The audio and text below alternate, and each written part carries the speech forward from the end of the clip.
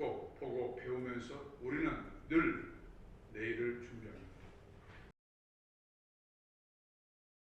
안녕하세요. 길벗 아카데미에서 영어 강의하고 있는 황수경 강사입니다. 오늘 저는 고2, 고3 응용어법 문제를 받았고요. 이 문제를 고2, 고3 2등급 이상 학생들을 대상으로 강의해 보도록 하겠습니다.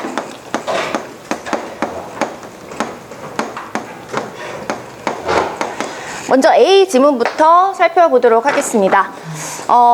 전체적으로 스마트시티에 대해서 얘기하고 있는 지문으로 볼 수 있는데, 스마트시티에 대해서 얘기하고 있는 방향이 어떤 방향인지, 긍정적인 방향인지 부정적인 방향인지를 짚어내는 게 가장 중요한 부분으로 볼 수 있겠습니다. 첫 문장을 보시면 Smart cities are definitely nudging the world toward some sustainability goals라고 얘기하고 있습니다.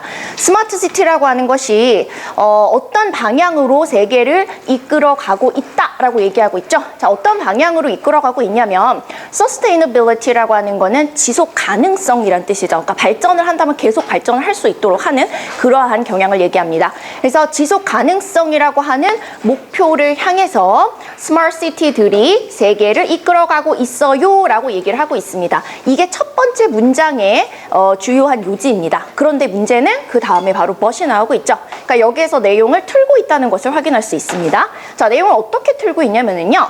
Incrementally improving the management of blah blah blah. 자, 뒤쪽으로 바로 가겠습니다. Can take the world only a short distance from global sustainability. 자, 주어가 여기까지 나오고 있습니다. 요렇게 여러 가지 것들을 얘기하고 있지만, 그러니까 도시에 있는 여러 가지 것들을 관리하는 것을 점차적으로 개선하는 것은, 그러니까 이런 것들에 대한 개선이 어떤 걸 할 수 있다고 얘기하는 거냐면 세계를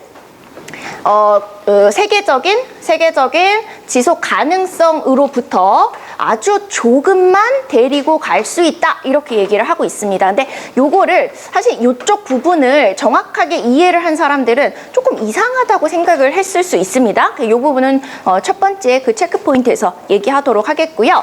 자, 어쨌거나 조금밖에 못 가져간다, 조금밖에 움직일 수가 없다라고 얘기하는 것은 이쪽에서 얘기하고 있는 긍정적인 부분에서 부정적인 부분으로 톤이 바뀌었다라고 하는 것을 눈치를 챌 수 있어야 됩니다.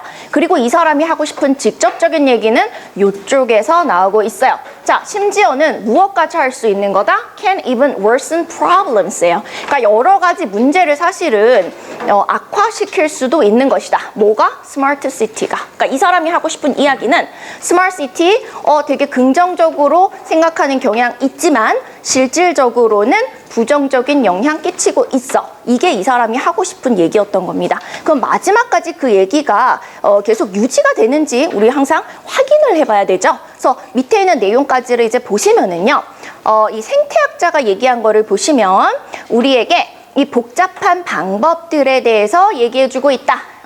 상기시켜주고 있다. 이렇게 얘기하고 있습니다. 자, 어떤 복잡한 방법이냐면 도시라던가 아니면은 이 도시가 외곽으로 이렇게 커지는 것, 이런 것들이 결국에는 무엇을 고갈시키냐면 전 세계의 어떤 자원들을 고갈시키고, 그리고 멀리 있는 곳에 생태계까지도 해를 끼친다라고 얘기를 하고 있죠. 그래서 처음에 얘기하고 있는 부분에서 꺾은 부분이 주제였고, 이것을 그대로 끝까지 유지하고 있는 것을 확인할 수 있습니다. 자, 그러면 A번의 주제는요, 스마트 시티의 부정적 영향으로 볼 수 있겠습니다. 무엇에 대한 부정적인 영향이라고 한다면은 세계적인 지속 가능성에 부정적인 영향을 끼친다. 이렇게 볼 수 있겠고요. 자, 그럼 첫 번째부터 체크 포인트 잡아보겠습니다. 아까 방향에 대해서 제가 강조를 했는데 어쨌거나 그래서 방향이 나오면 그 방향을 잡는 게 제일 중요해요. 근데 지금 우리가 가는 방향이 지속 가능성이었습니다. 그런데 여기서 갑자기 지속 가능성으로부터 데리고 간다라고 얘기를 하고 있죠. 그러니까 방향을 반대로 얘기하고 있는 것을 확인할 수 있습니다. 또 하나, take A to B라는 어구도 많이 사용이 되어지죠. 그래서 얘를 이 방향으로 옮겨준다, 가져가준다, 이렇게 사용을 하고 있기 때문에 그것도 한번 연관지어져서 볼 수 있겠습니다. 그래서 이쪽 방향으로 가는 거기 때문에 from이 아니고 이거를 to나 toward로 볼 수 있겠는데요. 점차적으로 가는 방향으로 설정을 하고 있기 때문에 저는 여기에서는 toward로 사용을 하겠습니다. 두 번째 내용 같은 경우에는 이 생태학자가 이러이러한 복잡한 방법을 우리에게 상기시켜주고 있다. 이렇게 이야기를 하고 있는데요. 대절 안의 내용을 잠깐 보도록 하겠습니다. 자, 도시, 그리고 도시에 의해서 동반되어지는 이 외곽으로의, 시골에 이런 거니까요. 외곽으로의 무분별한 확산. 이 draw upon 하면은 어떤 것에 의존한다 뭐 이런 뜻인데 실질적으로 여기서 사용하고 있는 것은 이 global resources를 많이 사용을 해서 깎아먹는다라는 뜻이 되는 거죠. 그러니까 upon이라는 전치사가 사용이 되기보다는 그것을 고갈시킨다라는 방향으로 가야 되기 때문에 upon이 아니고 down의 방향으로 가야 된다. 그래서 이 resources를 고갈시킨다라는 개념으로 가야지 뒤에 있는 내용하고도 일치한다라고 볼 수 있겠습니다. 이렇게 해서 두 번째 내용까지 살펴보셨고요. 두 번째 지문을 보도록 하겠습니다. 두 번째 지문은 일단 첫 번째 그 문장에서 보시면 반차도라고 하는 고유명사가 나오고 있어요. 그래서 이 그림에 대한 설명인 것을 확인할 수가 있겠습니다. 자, 반차도라고 불려지는 그림은요. 정조왕이 왕의 행차입니다. 수원에 있는 요새, 예, 화성 요새의 왕의 행차를 이끄는 것을 보여준다라고 얘기를 하고 있습니다. 자, 여기 지금 보시면은 사실 이제 굉장히 자주 나오는 부분이긴 한데 제가 해석을 이끌고 있는으로 했습니다. 근데 to 부정사는 뭐뭐 하고 있는으로 해석이 되어지진 않아요. 그래서 요거는 제가 체크 포인트에서 조금 이따 다시 좀 설명을 드리도록 하겠습니다. 그래서 어쨌거나 반차도가 정조왕이 수원의 화성으로 행차하는 것을 그리는 그림이다. 이렇게 설명을 하고 있고요. 그러면은 이 행차가 도대체 어떤 의미냐라는 것을 보여주고 있는 지문으로 보실 수가 있어요. 자, 지금 보시면 정조왕이 누구의 아들이었냐면은 이 사도세자의 아들이었다라고 얘기하고 사도세자가 굉장히 그 정조가 어렸을 때 이제 그 죽임을 당하게 된다라는 내용을 얘기를 하고 있습니다. 자, 그래서 이 정조왕이 이제 즉위를 하고 나자 어떤 결심을 하게 되냐면은요. King 정조 decided to move his father's tomb to Mountain 화 이렇게 얘기를 하고 있습니다. 그래서 화성 쪽으로 아버지의 묘를 옮기려고 했다라고 얘기를 하고 있고요. 그 묘를 옮기는 과정에서 사람들도 다 이제 이동을 시켜야 되는 그런 일들도 있었다라고 얘기를 하면서 마지막에 이런 얘기를 하고 있어요. King 정조 paid a frequent visit to the fortress to honor his father. 아빠를 기리기 위해서, 아버지를 기리기 위해서 그 화성에 굉장히 자주 방문을 했고요. Showing how deeply he loved and missed him. 그가 얼마나 아버지를 사랑했고 얼마나 그리워하는지를 보여주는 그런 그림이다. 이렇게 얘기하고 있습니다. 실제로 반차도에 드러난 것은 아버지의 60번째 탄신일을 기리기 위해서 이곳을 방문했던 것을 그린 것이다. 여기까지죠. 자, 이렇게 해서 우리 B번의 내용은 반차도에 드러난 정조왕의 아버지에 대한 애정으로 볼 수 있겠습니다.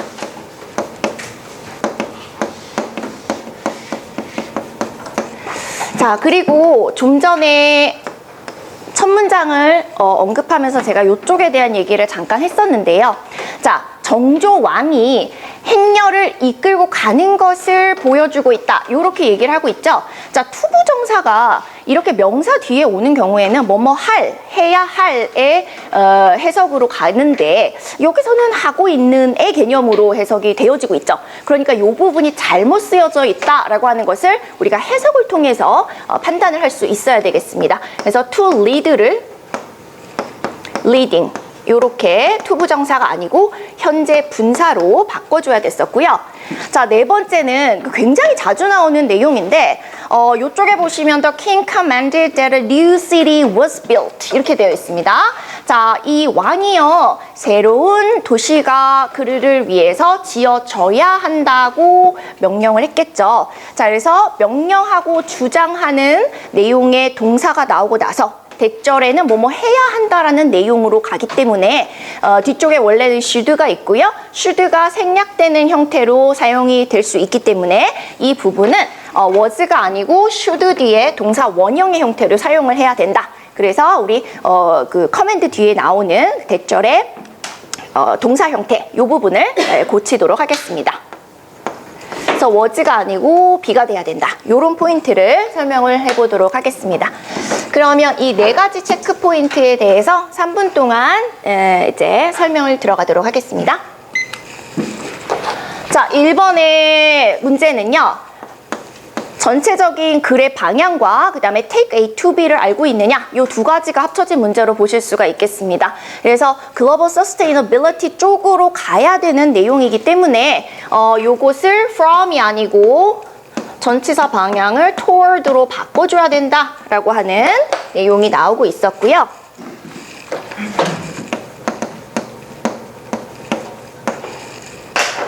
그 다음에 두 번째 내용 같은 경우에는 아까 얘기 나왔던 것처럼 이 draw upon이라고 하는 것의 의미가 뒤쪽에 있는 global resources와 적절하지 않다라고 하는 것을 역시 문맥을 통해서 파악을 했어야 되는 문제였습니다. 그렇기 때문에 사실은 조금 까탈스러운 문제라고 볼 수 있을 것 같아요. 왜냐하면 우리가 그냥 외워서 할 수 있는 내용이 아니고 컨텍스트를 통해서 해야 되는 부분이기 때문에 이 부분이 조금 까탈스러울 수 있었다. 이렇게 설명할 수 있겠습니다.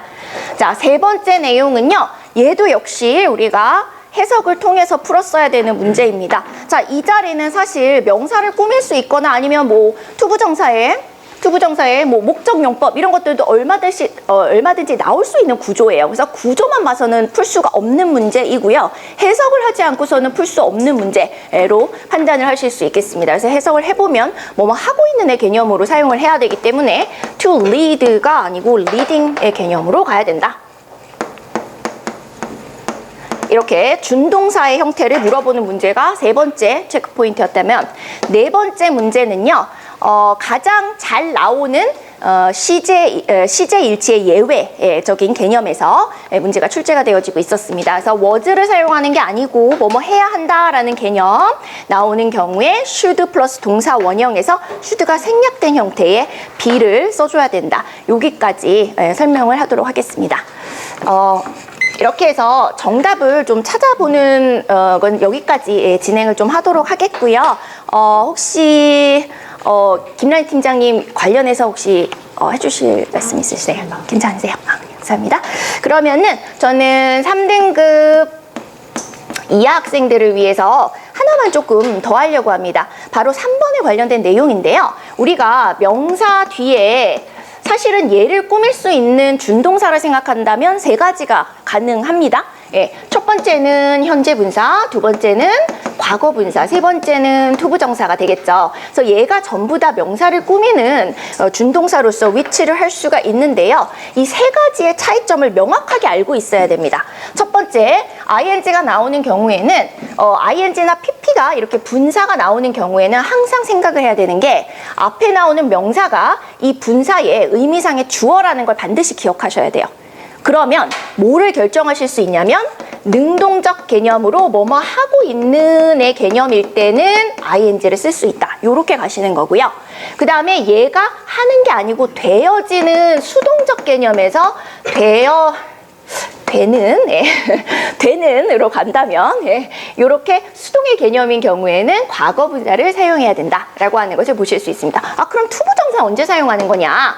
얘는 의미가 조금 달라져요. 그래서 뭐뭐 할 혹은 뭐뭐 해야 할의 의미일 때는 투부정사가 명사를 꾸민다. 이렇게 가져가셔야 됩니다. 그래서 이렇게 세 가지 준동사가 각기 다른 의미를 가지고 명사를 수식할 수 있다라고 하는 것을 3등급 이하 학생들이 한 번 더 확실하게 알 수 있도록 설명을 하도록 하겠습니다. 마지막으로 출제율과 난이도를 잡아보겠습니다.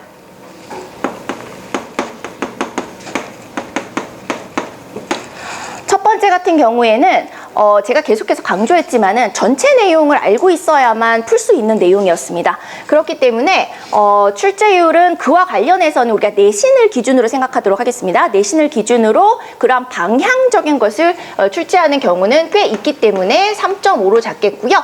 난이도도 전체 내용을 알지 못하면은 좀 풀기 힘든 내용이었기 때문에 3.5로 잡아보도록 하겠습니다. 이거는 모의고사 아니고요. 내신 기준으로 말씀을 드립니다. 두 번째 문제 같은 경우에는 전치사의 방향성을 가지고 물어보고 있습니다. 크게 많이 나오지는 않지만 일반적으로 전치사 문제는 한두 개는 반드시 나오게 되어 있죠. 그래서 거기에서 알 수가 있고요. 난이도 같은 경우에는 대부분의 학생들이 전치사를 막 하나하나 외우는 굉장히 어려워합니다. 그런 의미에서 난이도는 조금 높게 3.5를 잡도록 하겠습니다. 세 번째 문제 같은 경우에는 이 부분을 완벽하게 이해를 하고 있어야 되고 이거를 또 전체적인 맥락 속에서도 볼 수 있어야 됩니다. 그렇기 때문에 난이도를 먼저 설명을 드리면 난이도 3.8 정도로 잡을 수가 있겠고요. 출제율은 뭐 이건 잘 아시겠지만 내신에서는 거의 그냥 매번 나오는 문제라고 생각하시면 됩니다. 그래서 출제율은 4.2 정도로 잡도록 하겠습니다. 자, 아래 나오는 4번 문제 같은 경우에는 수능이나 모의고사에도 출제가 되어지고 내신에는 뭐 말할 것도 없이 많이 출제가 되어지는 형태라고 볼 수 있겠습니다. 그래서 얘도 4.3 정도로 잡도록 하겠습니다. 워낙 좀 이 내용이 나오면 거의 이제 내신에서도 출제가 되기 때문에 조금 높게 잡았고요. 난이도는 3.5로 잡겠습니다.